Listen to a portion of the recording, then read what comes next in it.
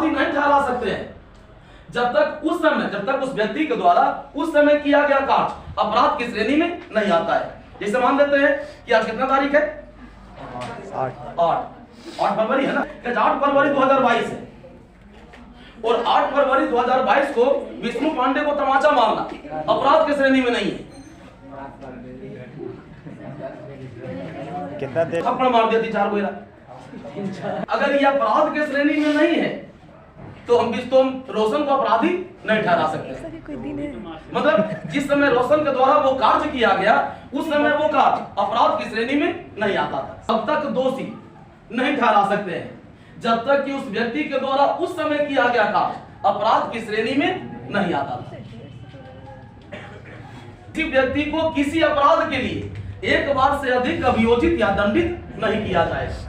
मतलब अगर कोई व्यक्ति एक बार कोई अपराध कर लिया तो उस अपराध के लिए एक ही बार दंड देना है। जैसे मान लेते हैं कि 8 फरवरी 2023 है, ठीक है ना। विष्णु पांडे को थप्पड़ मारने पर 3 महीना का जेल है, संभव है ना, ठीक है ना। रोशन क्या किया कि 8 तारीख को विष्णु पांडे को थप्पड़ मार दिया 4-5 को। अब जिस समय अब इसके लिए नियम ही था कि विष्णु पांडे को 4 थप्पड़ मारने पर, ठीक है ना, 3 साल का जेल होगा। ये जो बात हम बता रहे हैं 8 फरवरी के लिए कि 8 फरवरी को विष्णु पांडे को 4 थप्पड़ मारे पर 3 साल का जेल होना था, ठीक है ना। रोशन क्या किया, 8 तारीख को विष्णु पांडे को 3-4 को थप्पड़ मार दिया, बदले में न्यायालय क्या किया, इसको 3 साल के लिए सजा दे दिया, ठीक है ना। अब 9 तारीख को विधानमंडल को विधि बना दिया 9 फरवरी 2023 को कि विष्णु पांडे को थप्पड़ मारने पर जेल 3 साल नहीं होगा, जेल कैसा होगा 5 साल होगा। मतलब जहिया ही काम किया, ठीक है ना। तो यहाँ पे ये कहा गया किसी व्यक्ति को एक ही अपराध के लिए एक बार से अधिक अभियोजित या दंडित नहीं किया जाएगा। तो ये जो थप्पड़ मारा था 1 तारीख को मारा था, 8 तारीख को, और 8 तारीख को कौन नियम लागू होता था, 3 साल वाला, ठीक है ना। तो ऐसा नहीं तो अगर एक दिन के बाद अगर सरकार कानून में अगर कोई परिवर्तन कर देती है तो उस वो कानून जो है हमारा ये उसी तारीख से प्रभावी होगा जिस तारीख से वो लागू हुआ है। मतलब उससे पहले वाला जो विधि था ये उससे पहले वाला तारीख में लागू रहेगा।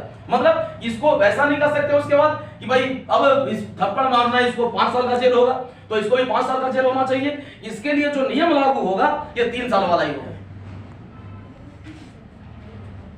मतलब ये 5 साल वाला नियम जो बना दिया गया बाद में, ये 5 साल वाला नियम लागू नहीं होगा क्योंकि जब ये थप्पड़ मारा था उस समय 3 साल जेल होना था और जब थप्पड़ मारने के बाद कानून में परिवर्तन किया गया और कितना कर दिया गया 5 साल। इसलिए ये जो नियम है ना ये इस पर लागू नहीं होगा। अब 9 तारीख के बाद कोई थप्पड़ मारेगा तो विष्णु पर लागू होगा। तो स्वयं के विरुद्ध साक्षी होने के लिए बात नहीं किया जा सकता। मतलब अब किसी व्यक्ति को हम ये नहीं कह सकते हैं कि तुम स्वयं के विरुद्ध साक्षी बन जाओ, मतलब स्वयं के विरुद्ध गवाह बन जाओ, ठीक है ना। जैसे जबरदस्ती नहीं होता है, ये जो कहते हैं ना कि भाई पुलिस के सामने दिया गया बयान लागू नहीं होता है। स्वयं के विरुद्ध साक्षी होने के लिए बाध्य नहीं कर सकते हैं, ठीक है ना। इसमें तो कुछ है नहीं। इसका 3 खंड है। पहला खंड क्या कहता है कि किसी व्यक्ति के द्वारा किया गया कार्य तब तक अपराध की श्रेणी में नहीं आएगा जब तक कि उसके द्वारा वो जो कार्य किया गया है वो उस समय अपराध नहीं था। मतलब हम अगर कोई कार्य किए और जिस समय हम कार्य किए उस समय वो कार्य अगर अपराध की श्रेणी में नहीं आता था, ठीक है ना, तो हमको अपराधी नहीं माना जाएगा। 3 खंड है और तो कुछ है नहीं। एक बात ऐसे मान लेते हैं कि दंड प्रक्रिया संहिता में भाई धीरे धीरे करके बहुत संशोधन हुआ है और संशोधन का जैसे मान लेते हैं कि एक जितना जघन्य अपराध होता है, ठीक है ना, भाई उस जघन्यता के बारे में हम सोच भी नहीं सकते कि भाई इस तरह का भी अपराध हो सकता है, ठीक है ना। तो जैसे जैसे समय के साथ हम सब कुछ देखते समझते जाएंगे ना, विधि में संशोधन करते चले जाएंगे। संविधान के अनुच्छेद 21 में कहा गया है कि किसी व्यक्ति को प्राण और दैहिक स्वतंत्रता से, किसी व्यक्ति को प्राण और दैहिक स्वतंत्रता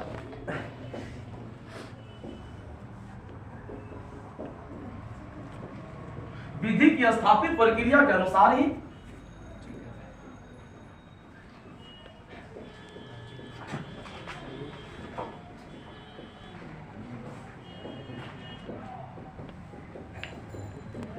वंचित किया जा सकता है।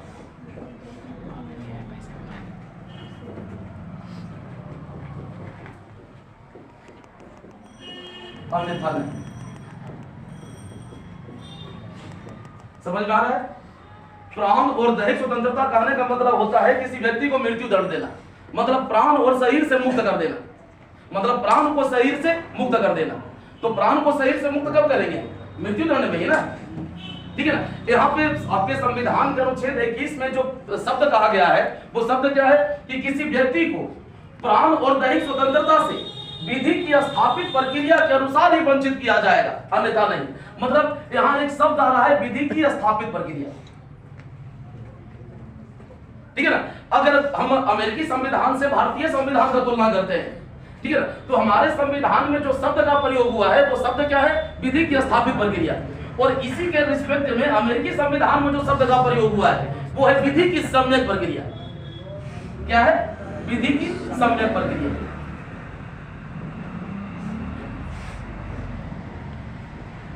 अब सबसे बड़ा चीज कि विधि की स्थापित प्रक्रिया का मतलब क्या होता है और विधि की सम्यक प्रक्रिया का मतलब क्या होता है। अब सुप्रीम कोर्ट में जहां तक केस का सवाल रह गया, तो किस मामले में सुप्रीम कोर्ट का जो जजमेंट आया हमारा, ये जजमेंट क्या करता है? देखिए, विधि की स्थापित प्रक्रिया का मतलब यह होता है कि जिस प्रकार से विधि कह रहा है, और विधि की सम्यक प्रक्रिया का मतलब यह होता है कि विधि का युक्ति युक्त और ऋजु पूर्ण होना आवश्यक है। मतलब जहां तक सवाल रह गया, तो विधि की स्थापित प्रक्रिया का मतलब यह हुआ कि जिस प्रकार से विधि हमको बता रहा है, और विधि की सम्यक प्रक्रिया का मतलब यह हुआ कि विधि का न्यायोचित और ऋजु पूर्ण होना आवश्यक है, मतलब विधि का युक्ति युक्त होना आवश्यक है, ठीक है ना। अब जैसे मान लेते हैं कि भाई हमारे यहाँ किसी अपराधी को कोई सजा देना है मृत्यु दंड का, ठीक है ना। हमारा संविधान ये कहता है, अगर हम मान लेते हैं कि हमारा कानून ये कहता है कि भाई व्यक्ति को जो फांसी देना है, व्यक्ति को जीवन से जो मुक्त करना है, ठीक है ना, मतलब वो करना कैसे है? तो उसको तड़पा के मारना है, ठीक है ना। तड़पा के मारने का मतलब हम उसका एक अंग काट सकते हैं, ठीक है ना, या उसको हम जघन्य दंड दे सकते हैं, मतलब दोनों प्रक्रिया में हम उसको मारेंगे, ठीक है ना। तो विधि की स्थापित प्रक्रिया कहने का मतलब यह हुआ कि किसी व्यक्ति को प्राण और दैहिक स्वतंत्रता से हम उसी प्रकार से मुक्त करेंगे जो प्रक्रिया हमको विधि बता रहा है।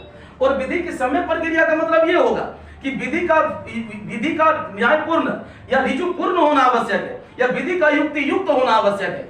मतलब जो विधि है हमारा, उस विधि के संबंध में अगर हम बात करें तो विधि क्या होगा? न्यायपूर्ण होगा, युक्ति युक्त होगा, ऋजु पूर्ण होगा, ठीक है ना। मतलब हमको ऐसा प्रक्रिया नहीं अपनाना है। अगर किसी व्यक्ति को उसके प्राण और दैहिक स्वतंत्रता से अगर मुक्त करना है, ठीक है ना, तो उसके लिए हमको ऐसा प्रक्रिया अपनाना पड़ेगा कि उस व्यक्ति को कष्ट कम से कम हो सके, ठीक है ना। तो हमारे संविधान में जो टर्म का प्रयोग हुआ है यह है विधि की स्थापित प्रक्रिया, और अमेरिकी संविधान में इसके लिए जो शब्द का प्रयोग हुआ यह है विधि की सम्यक प्रक्रिया।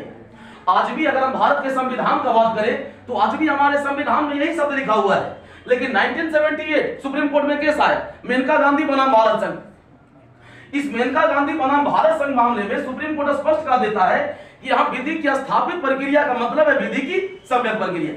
मतलब हमारे संविधान में जो शब्द लिखा हुआ है वो शब्द क्या है? विधि की स्थापित प्रक्रिया। लेकिन हमारे यहाँ जो शब्द का प्रयोग होता है वो शब्द क्या है? विधि की सम्यक प्रक्रिया, ठीक है। और विधि की सम्यक प्रक्रिया का जो कंसेप्ट है हमारा, ये हम कहां से लिए हैं? अमेरिकी संविधान से। हमारे देखिए सुप्रीम कोर्ट के जजमेंट से भाई आर्टिकल में जो लिखा हुआ शब्द होता है उस शब्द में कोई परिवर्तन नहीं होता है, लेकिन उस शब्द का जो मतलब है हमारा, ये मतलब जरूर परिवर्तित हो जाता है। मतलब अगर उच्चतम न्यायालय का कोई जजमेंट आया, ठीक है ना, उस जजमेंट से संविधान के किस अनुच्छेद के बारे में था वो जजमेंट, और उस जजमेंट से बस उस अनुच्छेद में जो लिखा हुआ शब्द है उस शब्द में कहीं कोई परिवर्तन नहीं होगा, लेकिन उस इतना जरूरी है कि उस शब्द का मतलब बदल जाए, ठीक है ना। तो हमारे संविधान में आज भी लिखा हुआ यही चीज है, ठीक है ना, विधि की स्थापित प्रक्रिया। लेकिन हमारे यहाँ प्रयोग किसका होता है? विधि की सम्यक प्रक्रिया, ठीक है ना। एक और मामला आया सुप्रीम कोर्ट में, नितेश ताराचंद्र,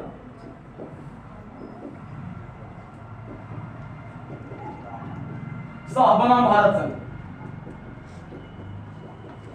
2018 का मामला था। इस मामले में सुप्रीम कोर्ट स्पष्ट कर दिया कि मेनका गांधी के बाद ठीक है ना। जो विधि की सम्यक प्रक्रिया है ये भारतीय संविधान का हिस्सा बन चुका है। मतलब देखिए, अगर हम सुप्रीम कोर्ट का बात करें तो 1978 तक हमारे यहाँ जिस शब्द का प्रयोग हुआ वो शब्द क्या था? विधि की स्थापित प्रक्रिया। लेकिन मेनका गांधी के बाद हमारे यहाँ जो शब्द का प्रयोग होने लगा वो शब्द क्या है? विधि की सम्यक प्रक्रिया। और 2018 में जो मामला आया सुप्रीम कोर्ट का, इस मामले में सुप्रीम कोर्ट इसको और अधिक स्पष्ट कर दिया, ठीक है ना, कि मेनका गांधी के बाद, ठीक है ना, भारत में जितना भी मामला आएगा उस सारे मामले में हम विधि की सम्यक प्रक्रिया के अनुसार न्याय करेंगे। मतलब हम जहां तक विधि की सम्यक प्रक्रिया के शब्द का सवाल रह गया तो ये भारतीय संविधान का हिस्सा बन चुका है, ठीक है ना। तो हमारे संविधान में आज भी लिखा हुआ 10 है, लेकिन इस लिखा हुआ जो शब्द है हमारा, उस शब्द का मतलब बदल चुका है। कि उच्चतम न्यायालय के जजमेंट से या उच्चतम न्यायालय के डिसीजन से, ठीक है ना, अनुच्छेद में लिखे हुए शब्द में कोई परिवर्तन नहीं होगा, लेकिन उस शब्द का मतलब जरूर परिवर्तित हो जाएगा, ठीक है। जैसे उदाहरण देते हैं हम आपको कि भाई संविधान का अनुच्छेद 21 जो है ये व्यक्ति को प्राण और दैहिक स्वतंत्रता का संरक्षण देता है, ठीक है ना। और आपका जो उद्देशिका है ये व्यक्ति को गरिमापूर्ण जीवन देता है। मतलब आपका जो उद्देशिका है उस उद्देशिका में घोषणा किया गया है व्यक्ति के जीवन को गरिमापूर्ण बनाने का, ठीक है ना। तो सबसे बड़ा चीज तो ये कि 21 हमको जीवित रहने का अधिकार देता है, और संविधान का उद्देशिका जो है हमारा, ये हमारे जीवन को गरिमापूर्ण बनाता है। तो हम जीवित भी रहे और हमारा जीवन गरिमापूर्ण भी बने, ये संभव कैसे है?